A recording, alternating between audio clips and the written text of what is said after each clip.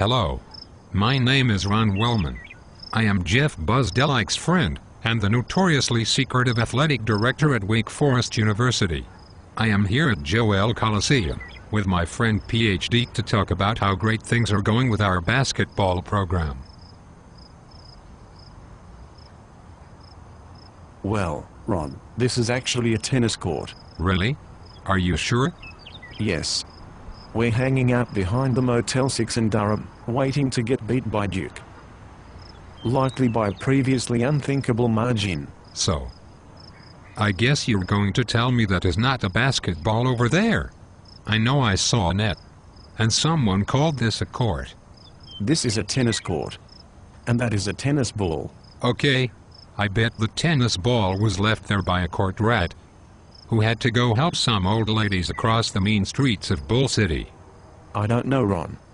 It probably just got left by some Duke fan who had to call his bookie before the betting lines closed. But let's try to stay on point. Tell the people why we're here. Right. First God made heaven and earth. The earth was without form and void, and darkness was upon the face of the deep. No, Ron. Not here in a metaphysical sense. Here on this tennis court talking to Deacon, 81, and the 3 or 4 other people who still care about Deacon basketball. Oh, right. We are here to respond nonsensically to the legitimate concerns that anyone with 2 brain cells to rub together have raised about our basketball team and the ability of my BFF, Jeff PhDeac, to lead us back to our rightful place in the middle of the conference standings. I've asked PhDeac to translate my public relations sound bites into actual informative English. He is called PhDeac because P and H together make an F sound, and our entire athletic department is completely effed up. Right, so go on. Go on? Where? Can we get ice cream when we are done here? I've been rocking the bow. Flex. Wanna see the crab? No, I don't. I want to go back in time and consider the lifelong effect of choosing a school without consideration of athletic program success. I want to visit the coffee bar at work without getting picked on by Florida and Florida State fans. But it is too late. Go on and talk to the Deacon fans. Okay, here goes nothing. Literally. Thanks for your thoughts about our basketball program. What he means is that he is thankful that there is anyone still aware that we have a basketball program. Most people who hear Wake Forest think we're talking about the Lake Forest Foresters. They beat Chicago by 18 this year. They beat major cities, while we get crushed by cowboy hats. There are many reasons for the record and performance of the team. Yes, like the fact Ron hired a guy who had a horrible record in the lesser conference, has never won a postseason college game, and had to assemble a patchwork staff consisting mostly of people he found on Craigslist. Starting with losing our starting center and point guard before the season even started, and asking other players to play positions they have never played in their high school and college careers. Yes, the difference is clearly the loss of Tony Wood's 4 points and 3 rebounds per game. Without losing him, and our freshman point guard, we would have surely beaten all those Big South teams that have never had players as highly regarded as some of our walk-ons.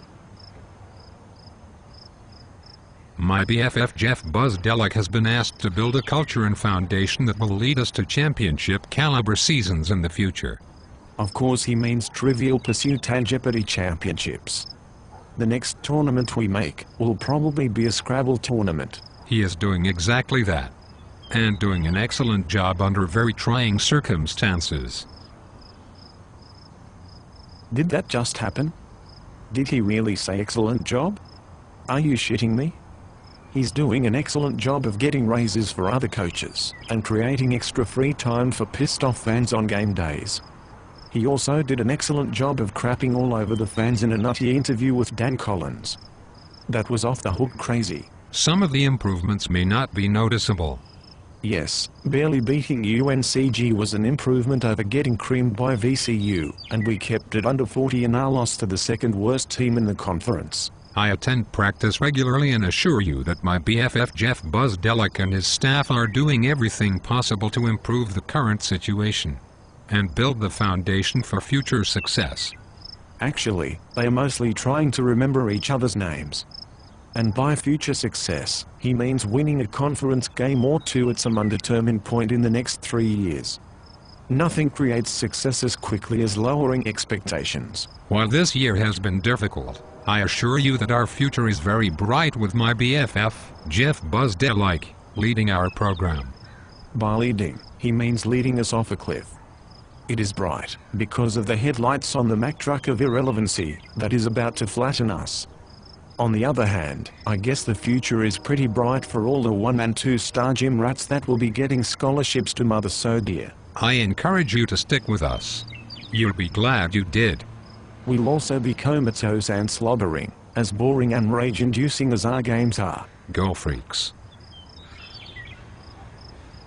I think you mean Deeks? Oh, yes. Sorry. Go Deeks.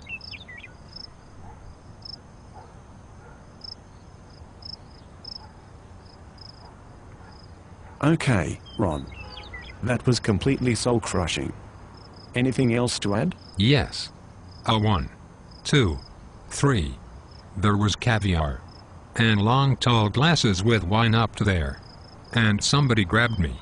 Threw me out of my chair. Said before you can eat, you gotta dance like Fred Astaire. You know I can't dance. You know I can't dance. You know I can't dance. You know I can't dance. I can dance.